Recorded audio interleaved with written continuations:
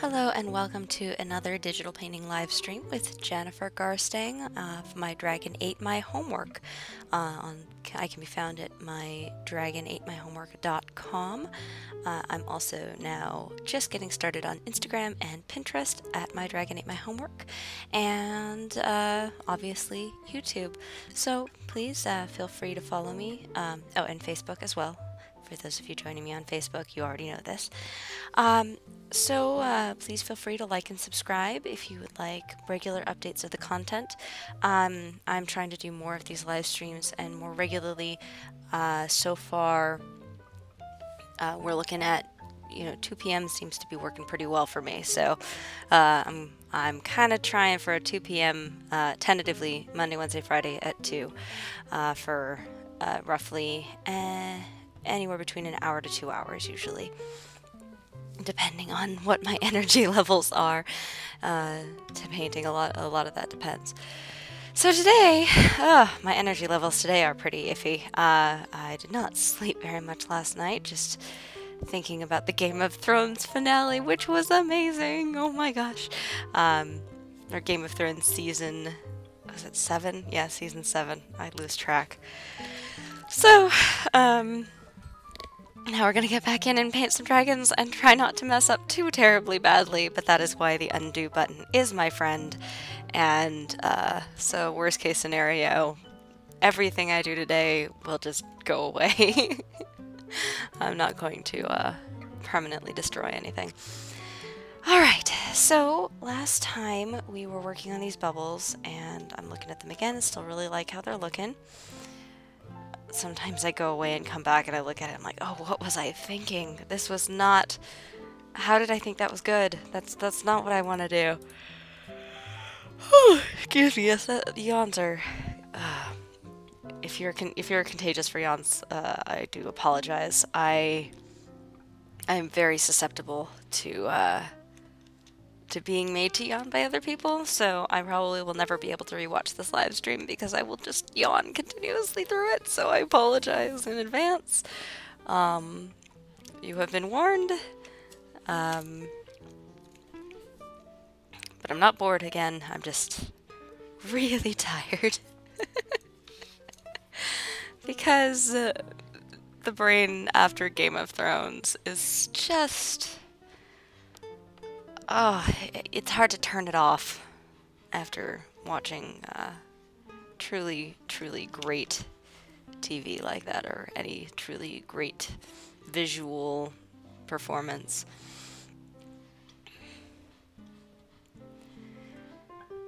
It's always such a conflict for me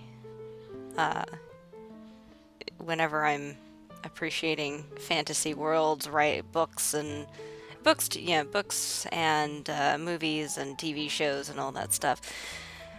Because always I'm just sitting there like, oh man, I wish it were real. And then I think, and I wish I could be a part of it. When I was a kid, I used to imagine that I was in these, amazing stories and all that. But then the one problem with all that is in these stories, there is a very real chance that you and those you care about are going to die, and they're going to die probably horribly. So... Oh, I see why I'm not able to... I was trying to figure out what was going on with this bubble here and get these strokes cleaned out, and instead I realized that was the layer behind showing through. So we're gonna need to...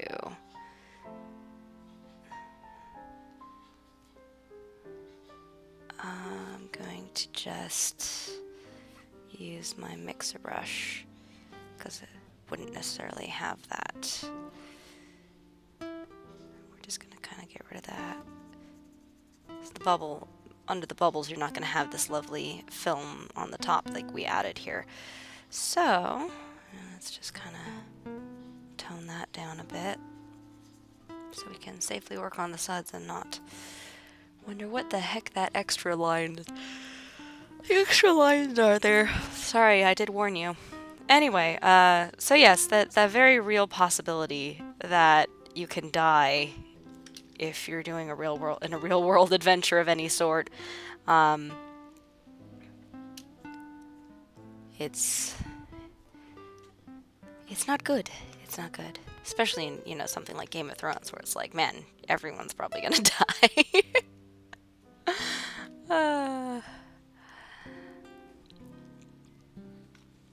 Yeah, that concept of what it would actually be like to find yourself in an adventure like that as a, you know, as a normal person, that makes its way into a fair bit of my own writing.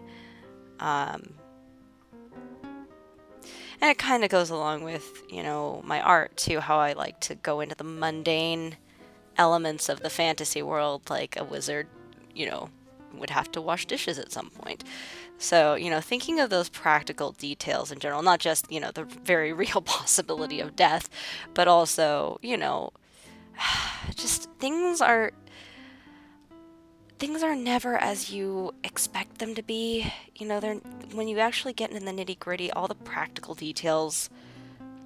In one of my stories, I have a character say this specifically, you know, I think it's about, you know, about actually a sex scene. She's writing, talking about how, you know, it's never as good as in the movies. The practical details always get in the way.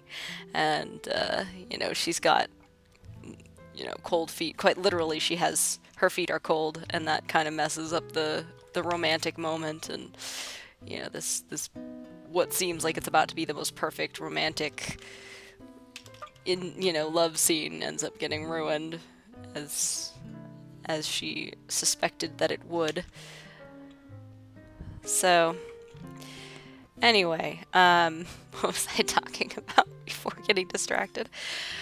Distracting myself. This is my brain on exhaustion. This is how I think. I just go into total random one thing to the next and no connection between the two. So confuse the heck out of my boyfriend when I'm like this too, because we'll be talking about one thing and then suddenly I'll be talking about something completely unrelated and he'll be like, wait, when did that happen? When did we start getting on that subject? Anyway, so yes, practical details, you know, the very real, the most inconvenient being that if you're actually experiencing an adventure, there's the very real possibility that you will die or be significantly injured. And then there's just the fact that you can't cut out all of the nice, inconvenient, you know, like things like people have to go to the bathroom and people have to, you know, one of the things I really loved about Game of Thrones in the past, you know, they're kind of speeding things up now, but in the series, that like you gotta travel a long freaking way to get from place to place. You know, you can't just do like Fellowship of the Ring style and cut from one interesting scene to the next. You know, there's a lot of time spent just kind of sitting around camping at night, and you know, you gotta make food, you've gotta, you know, take care of all the basic bodily functions. And bugs. God, bugs. Like, I just think about when I'm biking outside, right? And you got all the little gnats flying around. I mean, I'm in California, and so we, you know, in this area, we don't have that many bugs, you know, but I'm just watching shows of like people in Africa and, you know, going down the, you know, or going down the bayou and, you know, in America, or, you know, all these other places. And it's like, they would be freaking being eaten alive by bugs, freaking mosquitoes and all that. There's just so many, like I said. Anyway, long story short, lots of practical things. And that notion, I think part of what came to me is when I was younger, especially, I was really, really into imagining things were real. And like I kept that sort of, you know, kids kind of know kids have a sort of simultaneous, you know, or ability to simultaneously hold, you know, believe and not believe things. Um, you know, and they don't make the connection, or really mainly just believe things. Like, so they don't make the connection that this just isn't real, you know? And really until I was about like 15, like I held on to this for a long time. You know, I kind of cultivated it. I tried to hold on to the notion that what if dragons were real? You know, what if, you know, what if the characters in the show that I was watching, you know, were actually real and they did exist somewhere and, you know, could find their way to me and that kind of thing. So that very whimsical kind of looking, you know, patently ridiculous, but hopefully a bit charming in its way, mentality. And that lasted a long time. And as I got older, that translated into,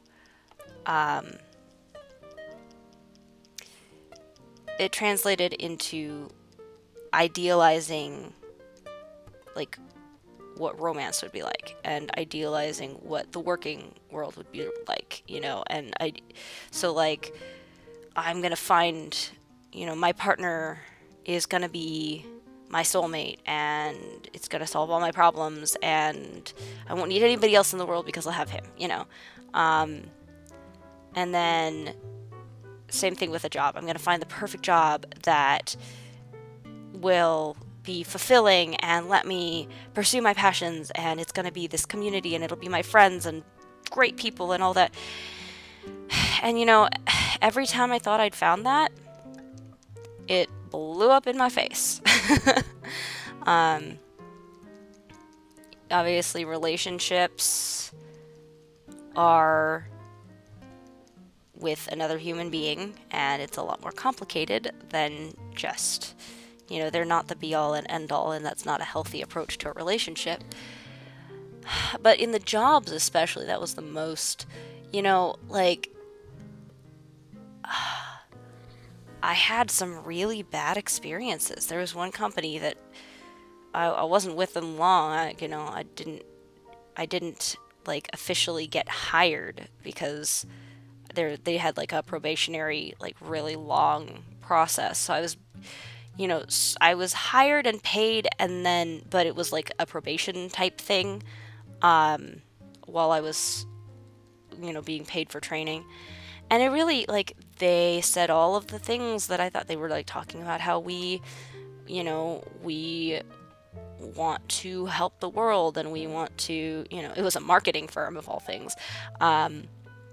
But they're talking about how we, you know, we want to help our clients promote and scale, you know, and have these meaningful clients that we're helping, and, you know, using our expertise. And I'm like, this is great. I can use my, you know, my writing abilities and my marketing and communication and all of that. And they were so, they weren't bad people. Let's start with that. They were not bad people. But they were, as in a lot of ways, as naive as I was. And, you know, and I was coming into this small startup as one of the first new hires without going through an internship program. And this group had convinced themselves office politics do not exist here. You know, we don't have office politics. There's nothing, no politics, no nothing, you know, don't even suggest that. Don't even suggest that that's a possibility that they exist here, because that will bring that into our, you know, this very safe and carefully cultivated environment. The problem was, you know, they had a few people that were playing the game. They had been around like a year or two. They weren't on the like original team, but they had come in. They'd been there longer than I had. And man, they were playing the game, and they were not the only problem, but it definitely, they were kind of throwing me under the bus, and just, like, the level of problems that the denial created about, you know, the realistic nature of humanity that of course there's not going to be a happily ever after. This is the workforce. This is a job. This is a bunch of interpersonal relationships, and and it was very it was a very hard lesson to learn, but I'm glad I did. So now I'm kind of like always, I try very hard to catch myself, because I still do want to fall. I kind of fall into that. I mean, even recently, I had this problem where I started volunteering at a place, hoping that a job would open up eventually there. And I convinced myself that they were similar to another place that I had worked, and I don't fault myself too much, because they did a pretty good job of hiding some of the issues that they had, or like, I mean, they're working on the issues, so they're kind of under the surface. But I was too open. I was too honest about my goals of wanting to be there, and trying to just be straightforward with people. And it ended up creating problems, and people were uncomfortable, and some people were. I ended up basically, because I had volunteered there for 6 months, because I had created this impression with like 2 people that were disinclined to be fond of me, to like my style, and because I was not, I was naive in hoping that because this was a nonprofit, because it was, it was involved in animal rescue, that it was going to be a lot of like-minded people in this community that I could be a part of and just be happy and enjoy my job. And even there's people that kind of, they're not bad people, but they look at you and they judge. They're kind of looking for every little thing you're doing wrong, and you didn't see that sign in 30 on the door that meant you weren't supposed to go in with that particular animal, and even though you never made that mistake again, 6 months later they still remember it, and they're not going to hire you because of it, so anyway, wow, I am really tired and rambling. This is going to probably be the most boring live stream ever. It all comes down to practical details. That's, I've repeated that like 8 times so far. Sorry. But it really does just come down to... There's always practical stuff. There's always... even a wizard's gonna have days that he just doesn't feel like getting out of bed. And that's just how it is. But there can be... In my art, I think... I find a way to find joy in that, in a sense. Like, that's not... The whole point is that's not a bad thing. I mean, it's hard. It's hard to accept. And it feels like a bad thing. Especially when you first get hit in the face with it when you're younger. But... There's a lot of joy in normalcy. And in these little details that create this world. And yes, I would never want to get rid of fantasy that just tells a story that's just high fantasy and rollicking adventures, and you don't kind of skips over the boring stuff, because sometimes it's nice to just get away from the boring for a while. That's important too. But I think, especially now with the current political climate in the US and around the world, everything, it's kind of nice to just celebrate that, not everything has to be grand, and not everything has to be, epic. You have these what makes life special are these moments, you know, these little day-to-day things that add up over time. One of my favorite parts of the day now is when I do dishes. It's weird to say, but the reason is it's because I call friends while I'm doing dishes. You know, I'm calling my sister, I'm calling my mom, I'm calling my, catching up with friends that, you know, down in San Diego and around the country, and, you know, just while I'm doing chores. And that's... those day-to-day interactions make things more fun and make life worth living.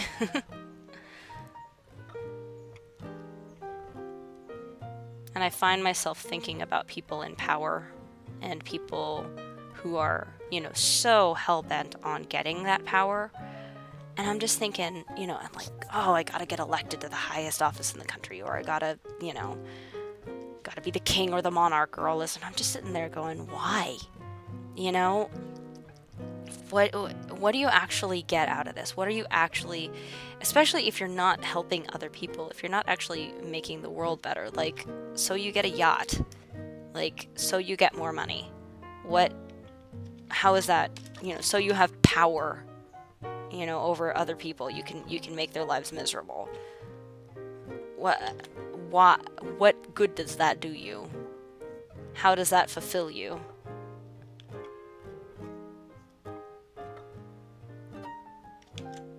I feel like a lot of people who are like fighting to get power, and, you know, the kind of people that are trying to take power rather than, you know, being granted it by being worthy of it. You know, people that are trying to undermine others' rights and undermine others' lives.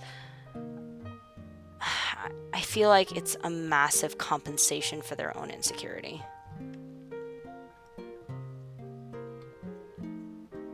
Random philosophical musings here while I'm painting dish soap.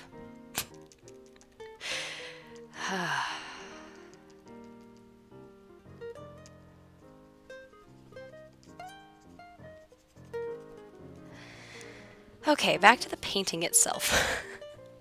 So, right now, as you can see, I'm working on these bubbles. I'm getting them a little more up to the level of the rest of the stuff before I'm going to be adding some color to them. So I'm trying to get every single bubble. We're not going to be able to see all the little itty bitty bubbles on here, so I'm just kind of going for texturing. But, you know, because they're all kind of stacked on themselves.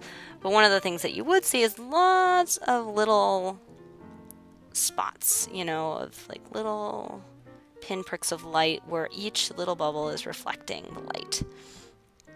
And then, of course, we got some of the bigger ones in here that are forming, and over toward the water, it's going to be more, you're going to be able to see more through the suds, because they're right on top of the water instead of on top of each other. So there's that. I'm just kind of getting that big frothy mess going on.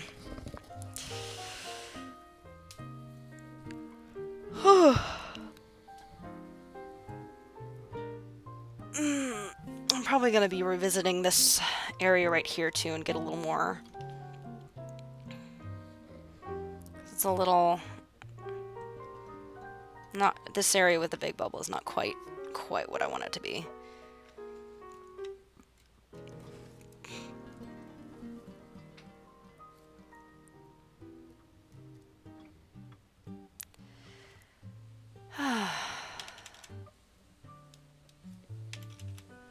Get real small here with these guys so we can actually make individual bubbles.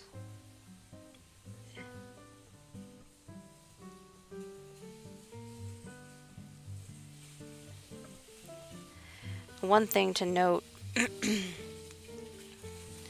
as I'm making this, one of the things I'm keeping in mind is the fact that these suds on this side are actually getting direct light from the angle of the window. These ones are not over on the right side. So I need to take that into consideration when I am painting them, because there's actually going to be a somewhat of a gradient.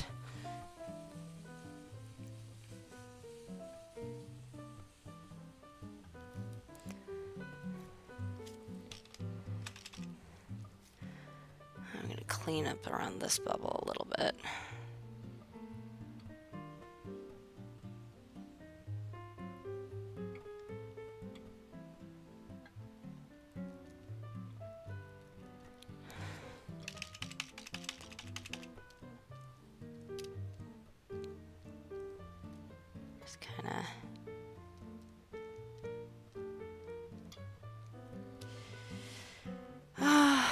Debating if I want to do another layer of suds for the more transparent, where it turns into the edge. I'm kind of thinking I do.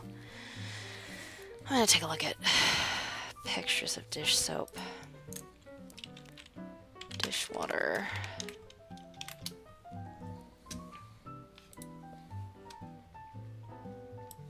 All right, so through all these guys. How about Sudsy?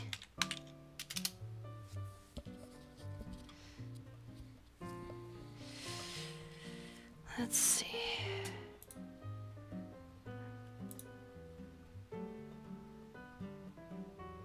Here's one that you can kind of see where the soap has bubbled up versus not. The question is, how clean of a line is there between the two?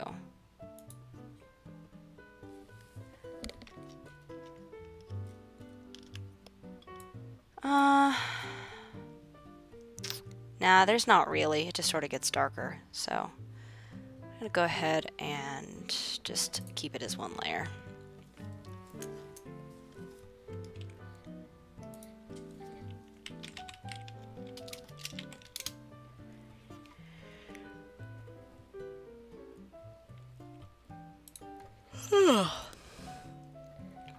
There's another one. Sorry, guys.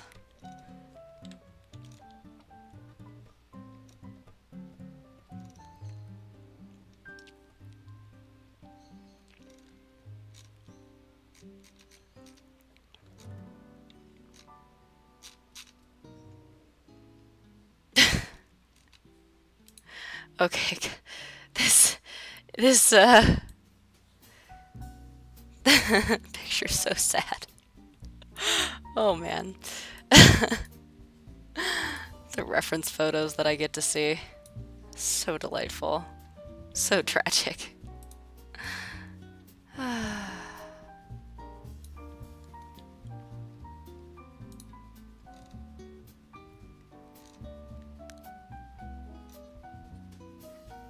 Let's see.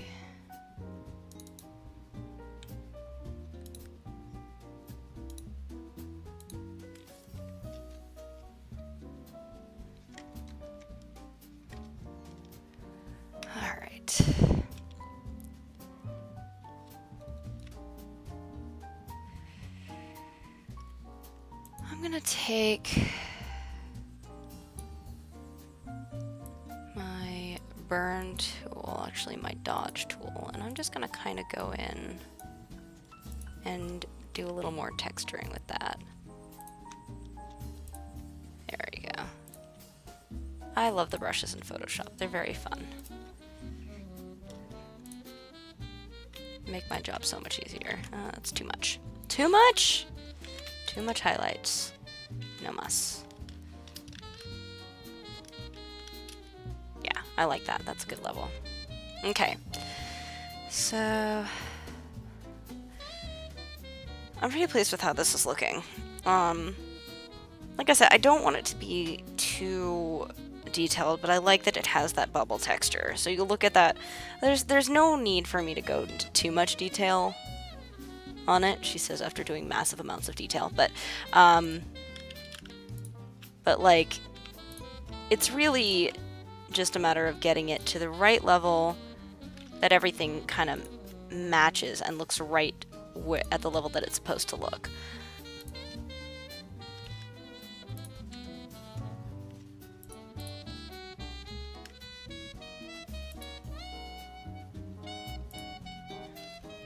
So, like, one of the things I'm noticing, that's one of the areas that's going to need work, is this little swath right here. It's still kind of blurry looking relative to this, just in the way the texture is done. So, we're gonna revisit this and do just a little bit more work right here. Kind of add in some more little dots and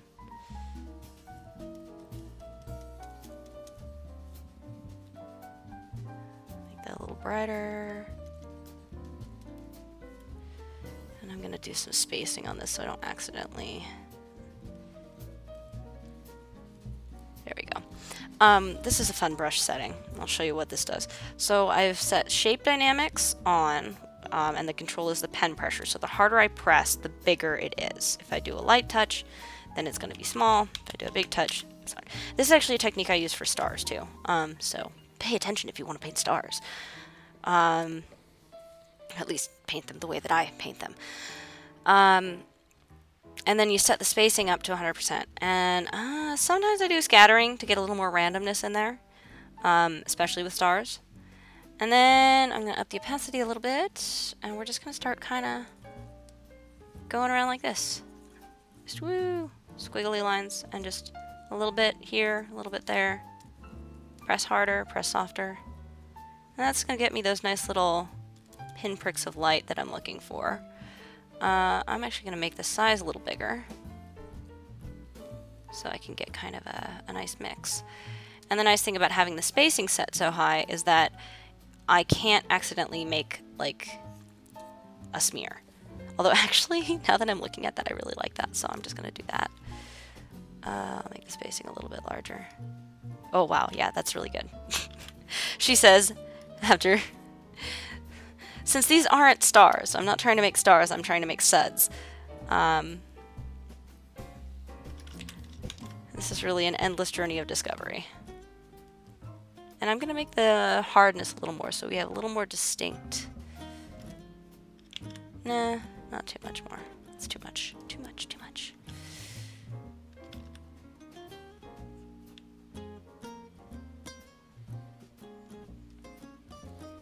Let me see how that looks backing out.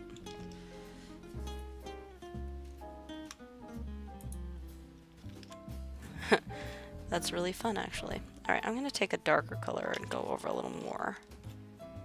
Kind of bring back some of the bubbles. Man, sometimes you stumble on a technique that makes you wish, man, why didn't I... If I had figured this out earlier, I would have saved myself so much work.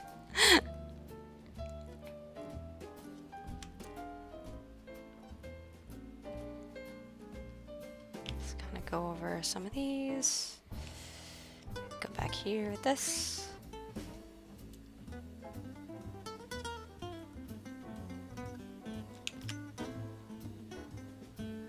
Go over a little bit darker. And I'm going to come in with that highlight tool again and just kind of too much, not too much. And we're going to darken it now using the burn, and then we're going to highlight again.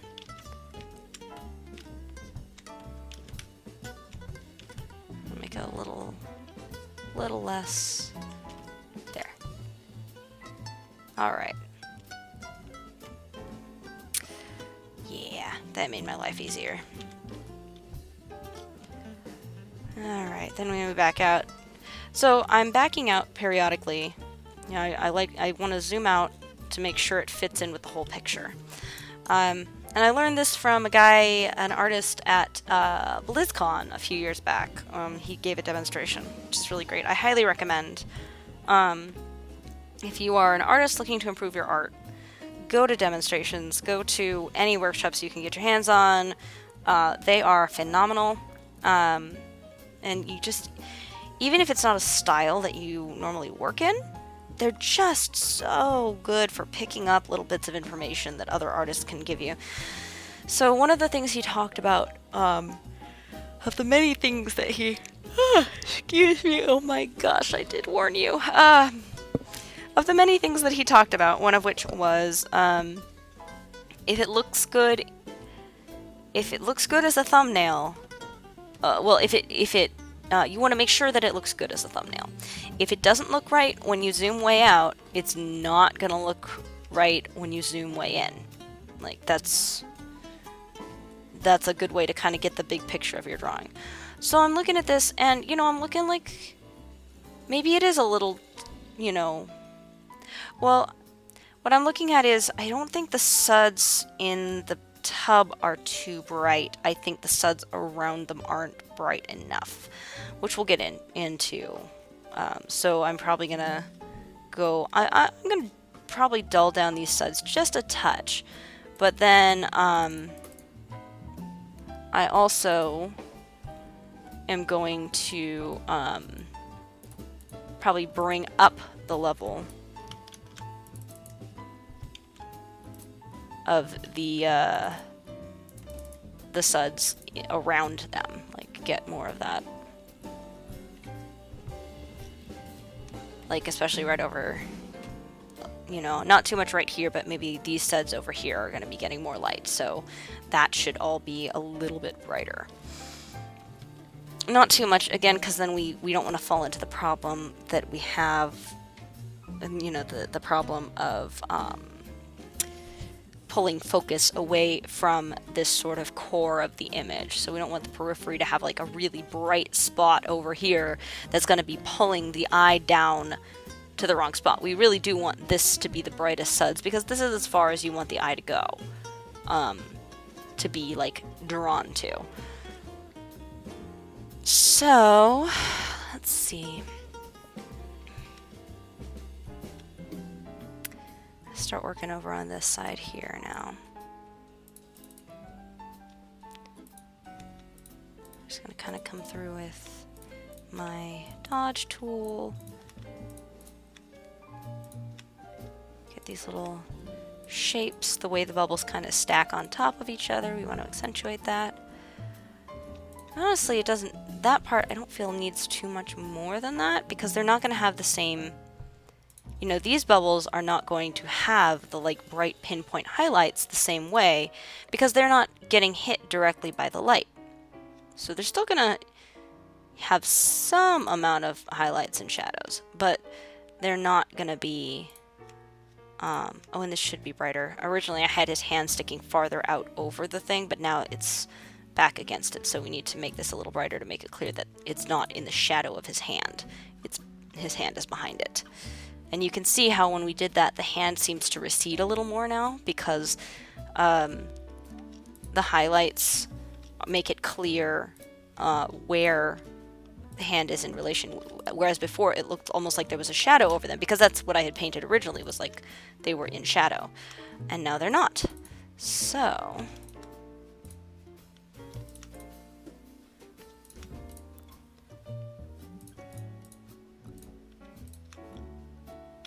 we just have these guys here. Let's do a little bit more there. A little bit more here. Probably get some more pinpricks up there. All right.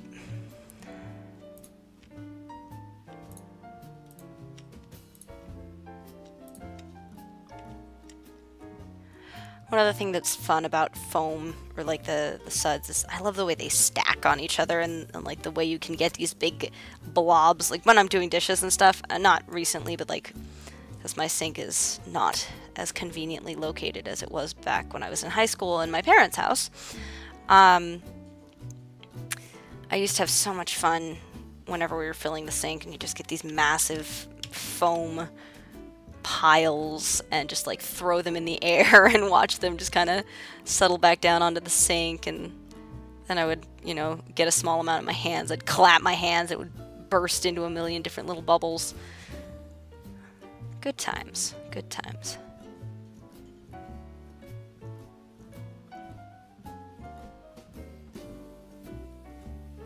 I think the idea for all the little individual bubbles coming off this came from when not so much just of playing with the suds as whenever you may or may not have experienced this, but a lot of times when you pour dish soap out of a tube or out of the dish soap container, like the bottle, that's the word I'm looking for. The dish soap bottle. When you do that, as you finish, when you turn it upright, a bunch of little bubbles like whoosh out of the little nozzle into the air. I think that's part of the visual inspiration for this piece, actually. So I've always enjoyed the way they do that. It fascinates me in a way that only fun little mundane details can. So we're working on defining these little sticky bubbles that are up against the side. Oh, that's too bright. I'm going to actually go for a slightly darker gray. Not too much, just because these guys... No. I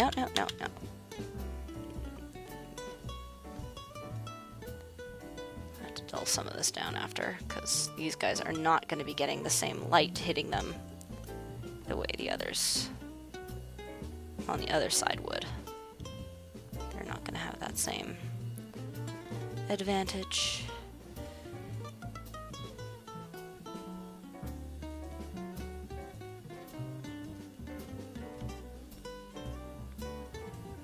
There we go.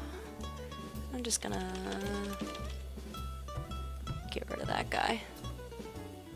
There we go.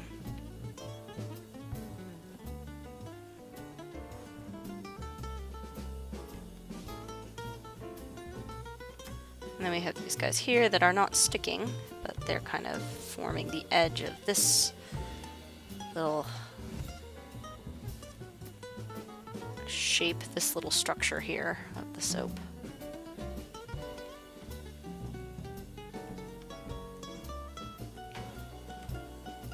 Soap bubble structures.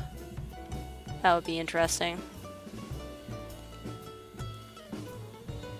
Making soap bubble structures the way you do like sand castles out of soap suds. You'd have to do like what they do with the sand, where they have like additives to it to make it stick better. You have to do that with like adding stuff to the soap suds to make them craftable.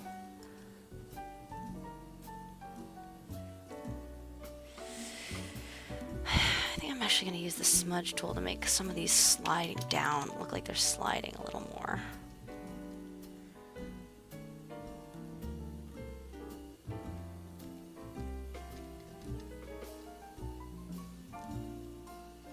There we go. Get some of that randomness to it. I'm going to get rid of this guy here. He's too bright. You're too bright. You must be snuffed. Snuffed out, I say. Tragic metaphor for the work world. No individual soap sud can stand out too much, lest they be disruptive to the whole.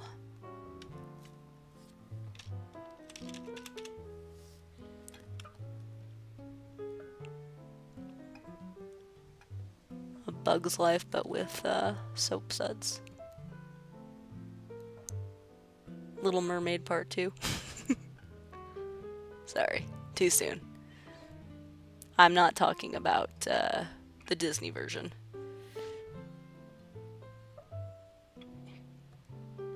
In case you are not aware, the Hans Christian Andersen story does not have a happily ever after.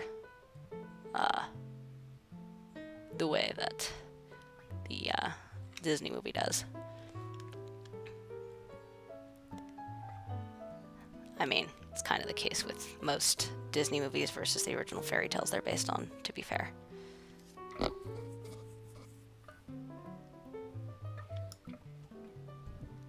Rapunzel's. Well, Rapunzel's kind of... No, it's Sleeping Beauty is the one that gets really messed up in some of the early French fairy tales. I think it was an old French version. Like, holy crap.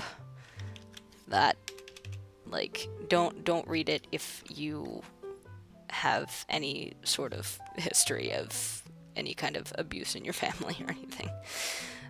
'Cause holy crap.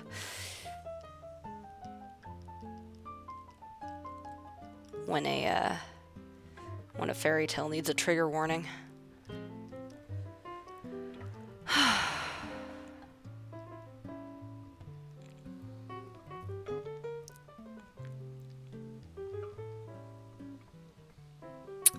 I realized we don't have over here is any larger bubbles, so I'm gonna make one right here.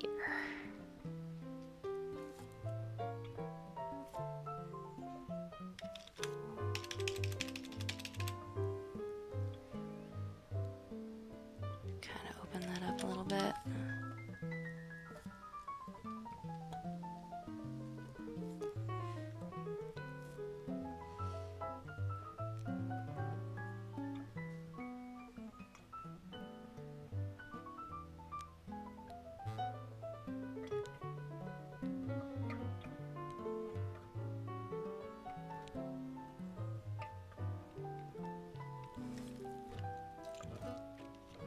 Oh, whoops. I forgot to reset my brush. That's so silly.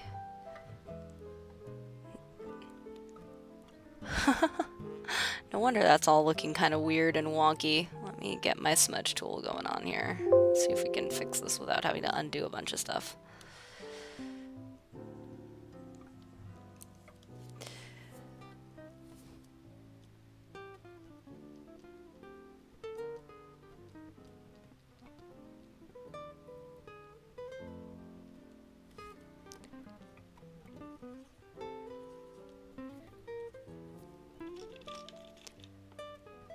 Go. And now we're going to reset the brush. And we're just going to do that by re-clicking that edge and adding the shape dynamics back because I love my shape dynamics. They just make things look so much more realistic.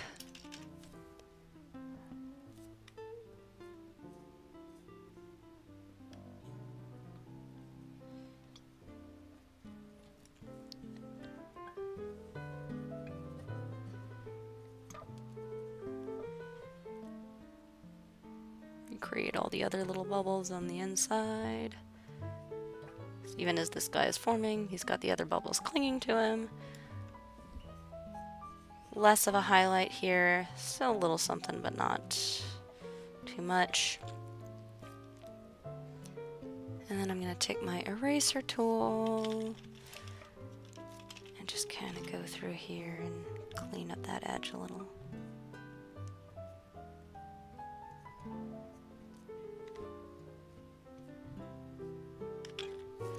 There we go. Then we're going to kind of add a little more here because we got this bubble appearing. Alright. Liking all that. Use my smudge tool again. Kind of create some of that.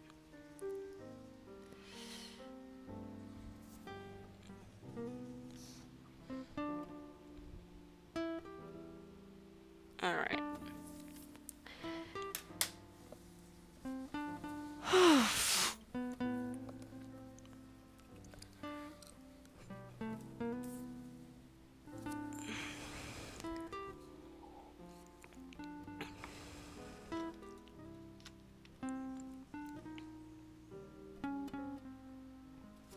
Actually, I feel like this wouldn't even be here with the angle where the lighting is hitting. So we're just going to actually tone that down a little bit and just kind of make it a little more of a subtle bubble. Subtle bubble. That's kind of fun to say. God, I'm tired.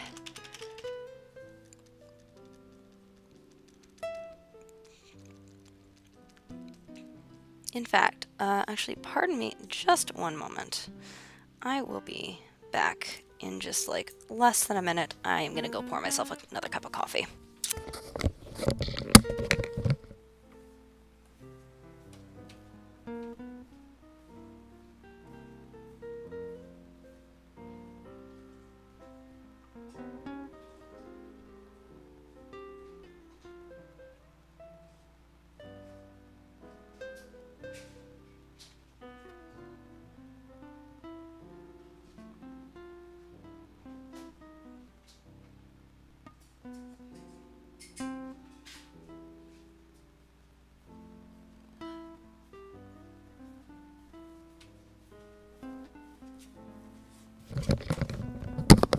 Oh, sweet mud nectar. There we go.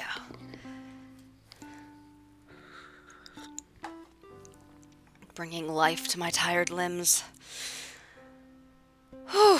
Alrighty. Back to suds. Suds, suds, and more suds.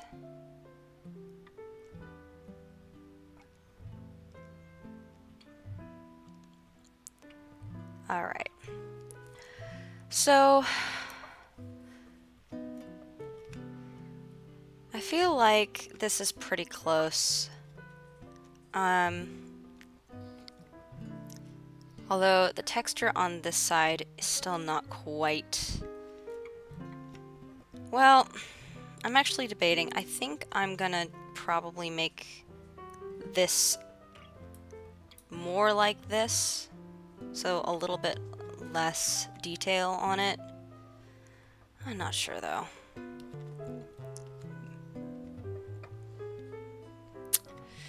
I'm definitely seeing that I would like a little more. There's not enough of a shape to this anymore. It's too flat, too uniform. So I'm gonna take my highlights. We're just gonna kind of darken some of the stuff around the edges here and just add a little bit more, texture, or a little more shape.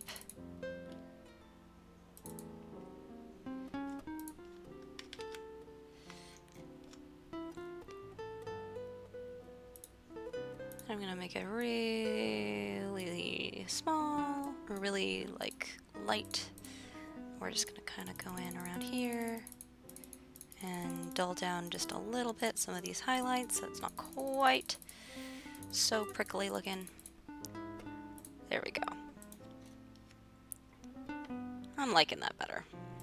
It has the texture of the suds without the being quite so, well, prickly looking. Alright, so over here, we definitely need just a little bit more spots where I freaking used the not quite reset brush tool. So I'm gonna do what I did before actually, where I have the shape dynamics, scattering, oops, pen pressure to control that, and then we're gonna space that out a bit. Just see how we do. Oh, it would help if I was making these changes to the actual brush. That's helpful. Okay, we got the shape dynamics, we've got size, and let's just make that a little brighter, because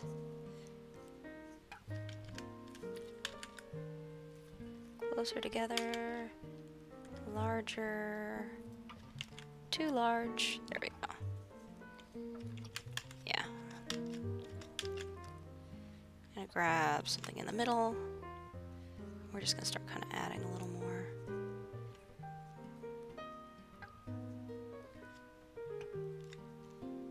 Some of the darker, this is too much.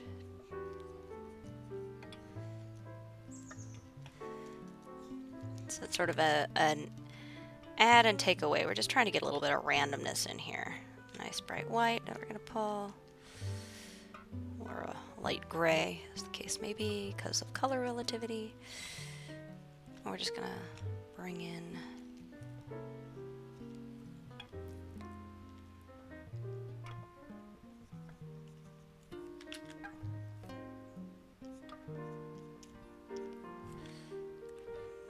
a little bit. Let's split the difference there.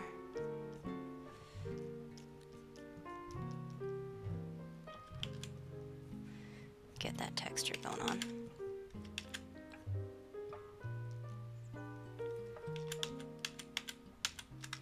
Now we're getting around the corner, so I'm gonna dull this down just a little bit. Trying to grab the right colors. Luminosity.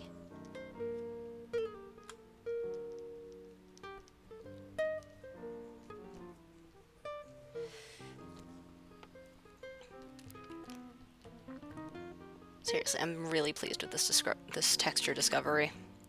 It's one of the other really fun things about working in Photoshop. It's just, you play around with stuff, and then you try different things, and then sometimes just happy accidents happen, and it's just, you put a stroke down, and it's like, oh wow, that looks so cool.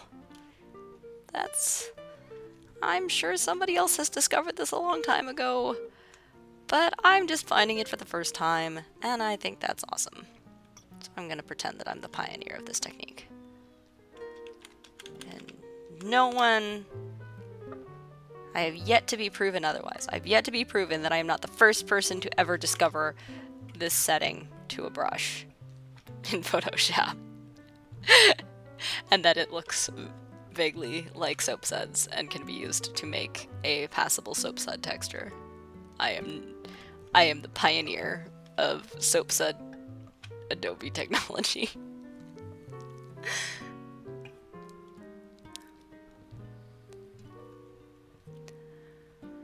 Oh my goodness.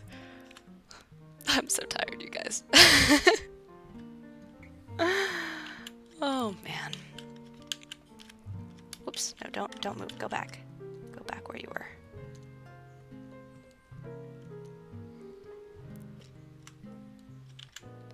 Alright. Now we got a bit better of a match in terms of the level of detail that we see on both sides. Because, as I've mentioned before, the plane, the sort of the depth of field, is one of the ways that we visually orient ourselves in real life and in photos and in paintings. So we have kind of the plane that we're focusing on. It's that flat plane that's, you know, sort of perpendicular to our eyes. It's parallel to where we're standing, to our bodies. Well, maybe not if we're lying down. It's perpendicular to our eyes, I'll say. And that plane that we're focusing on is what should be in focus. And everything that's not on that plane, or, you know, series of planes, depending on how deep or shallow your depth of field is. You know, shallow depth of field means that plane is really skinny. It's very, very, like somebody sliced it real thin, like real thin slices of bologna. Whereas a long depth of field or a deep depth of field is a thicker slice. That plane is much thicker, so a lot more horizontally appears in it rather than just a vertical plane. Alright, so we're gonna take the burn tool again, and we're gonna bring this lovely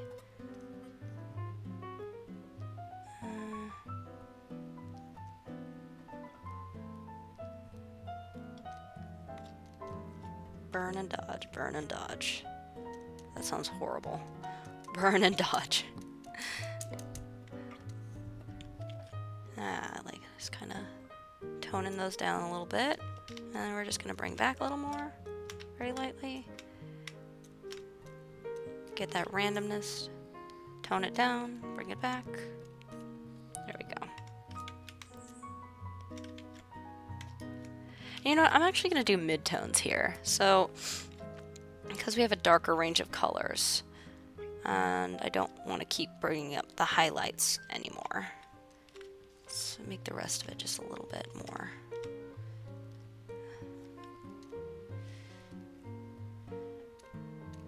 There we go.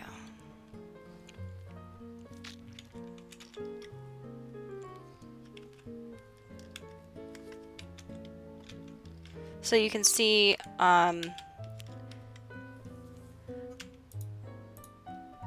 some of the shape has gone away again. So I'm going to go back to highlights, and we're just going to kind of bring back a little bit more.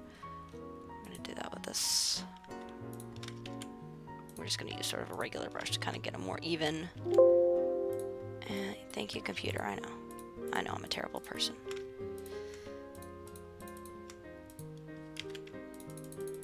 Here we go.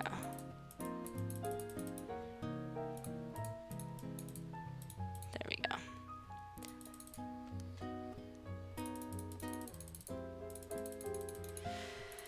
Whew. Click, click, click, click, click. Instead of me using my mouse to paint instead of my tablet pen. We want to bring these out more because we want to make it real clear that they are in front of the sponge, not behind. In front. Alright. And in fact, I think I know what I want to have happen here. Oh, here's part of the problem.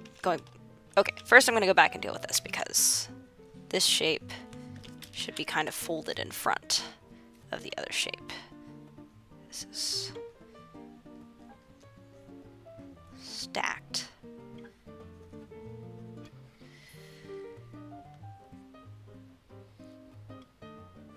Kind of defined that way. There we go.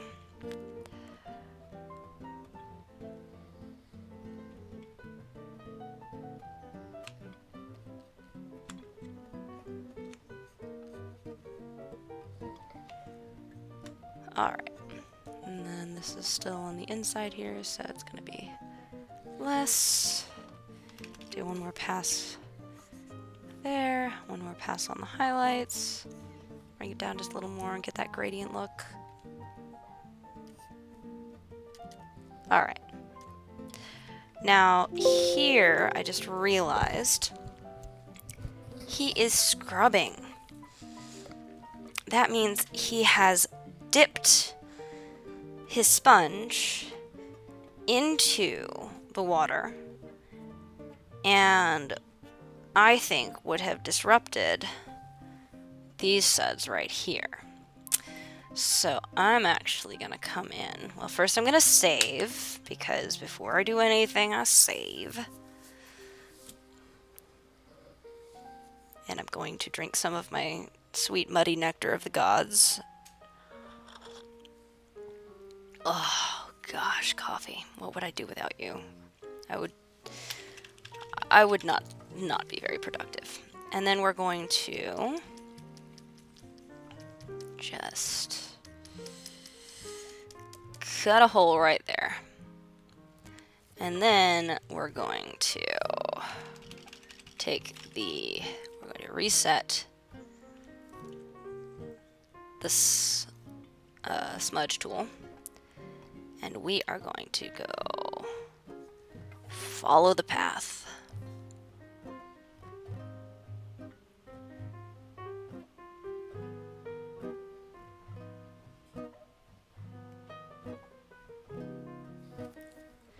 No, not there. This one.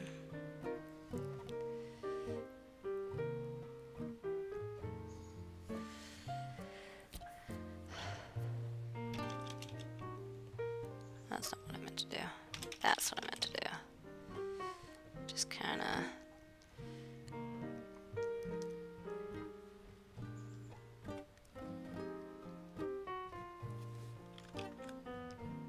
There we go.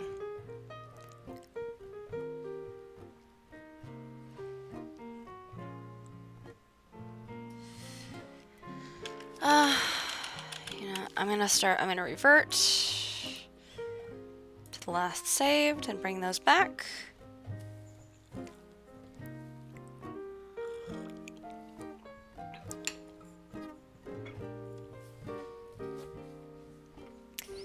And I'm just gonna start with a smudge tool, actually.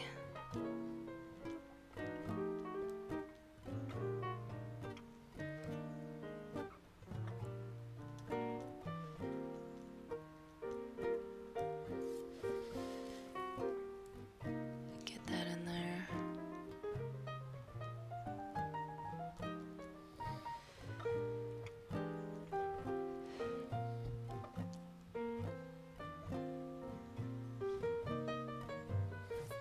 Now we're gonna come in with the eraser tool, dull that down a little bit. Yeah, I like having a little more of a gap there.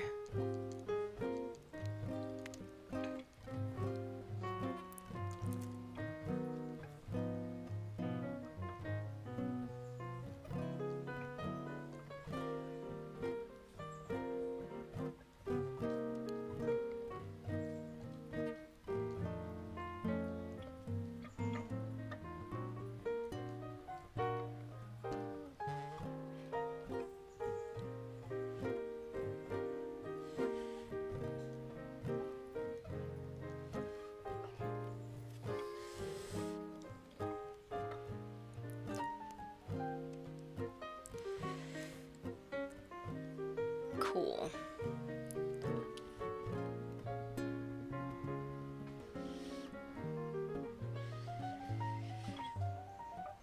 And then I think I'm gonna take away a little bit of this guy.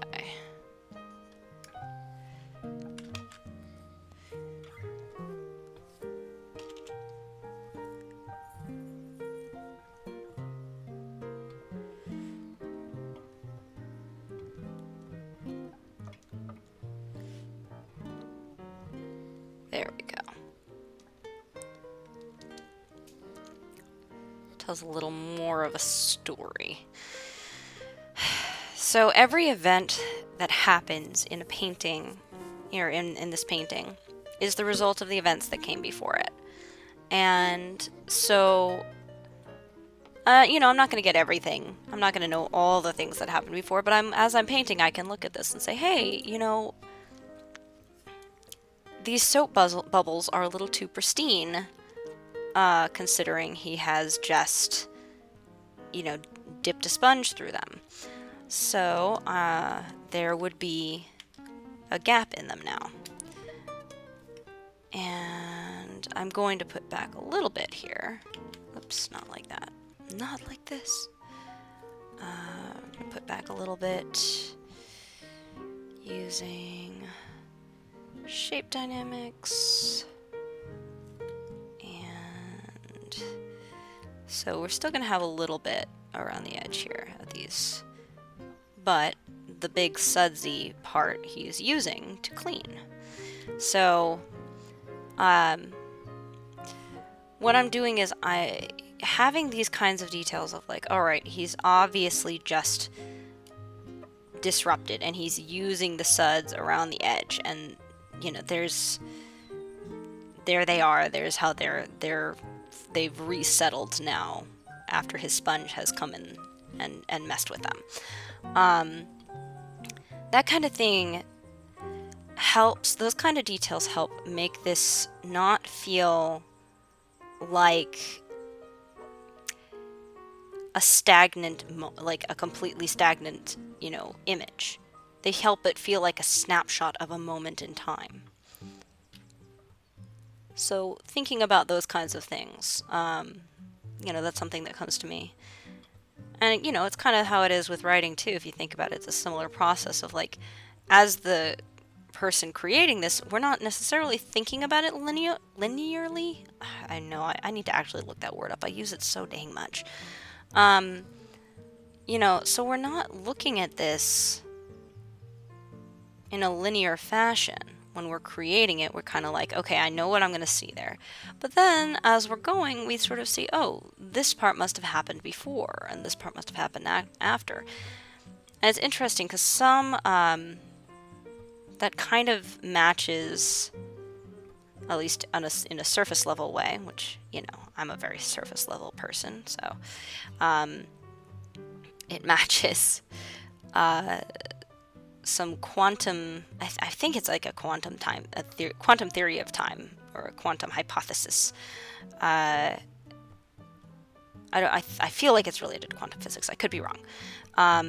But it's a hypothesis that time itself isn't actually linear. Like, we remember it in a linear fashion, but time itself, like, you remember having something happen to you in the past, you know, this thing is going to will happen to you in the past because it's going to happen in this other thing is going to come from it in the future. So, like, the future actually changes the past, just as the past changes the future. Like, that was my understanding of it. I'm probably completely wrong. That's probably completely not at all an accurate description of what it actually is, but I thought it was cool, and it kind of stuck with me. So, you know. This is how my artist brain processes complex scientific notions. I'm like, oh, that's kind of cool. And my radical misunderstanding of what it actually is. But I like my radical misunderstanding, so I'm going to just sort of stick with it and keep perpetuating it because it's poetic in a way. It's creatively convenient.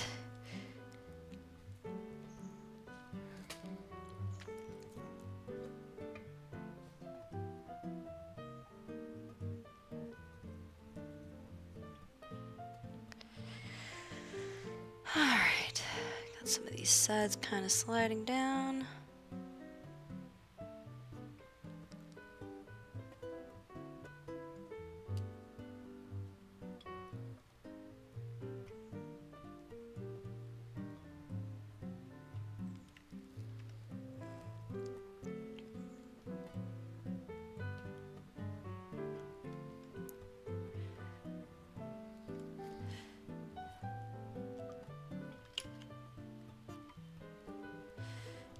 The thing is, the bubbles themselves wouldn't smear.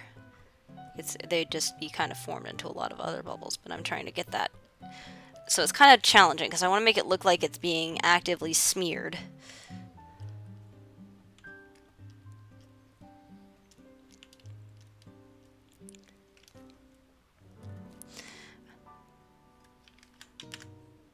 But there's all these little bubbles. You know what? I'm going to do my paintbrush tool trick that I just figured out today, that I have pioneered. That is completely all me, and I know no one else in the universe could have possibly ever come up with this before, because it's so original and unique.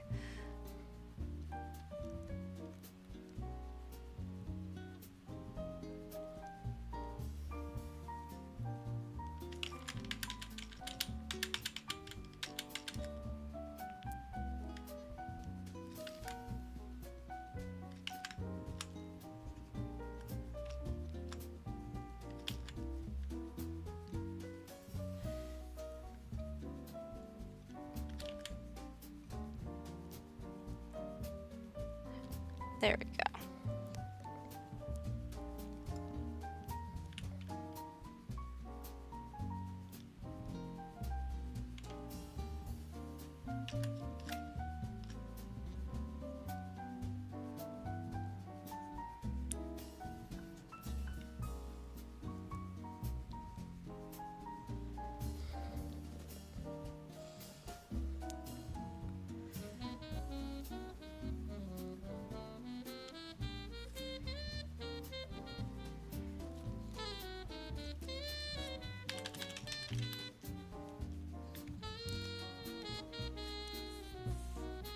There we are.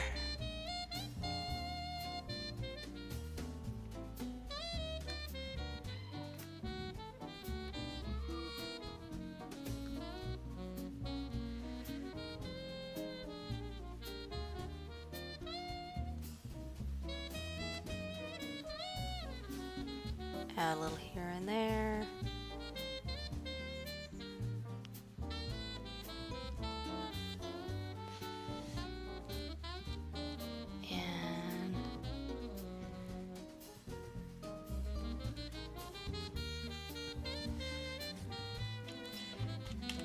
got all the water dripping down, so let's kind of make a few droplets.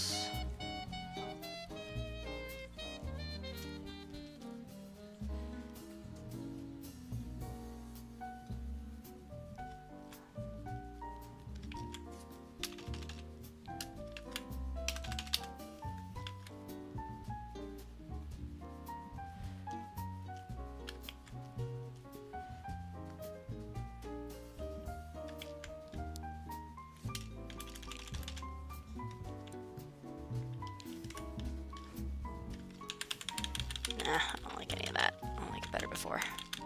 Alright, I'm gonna take the dodge tool again. And we're gonna go back to our bring up the highlights and lower the lowlights.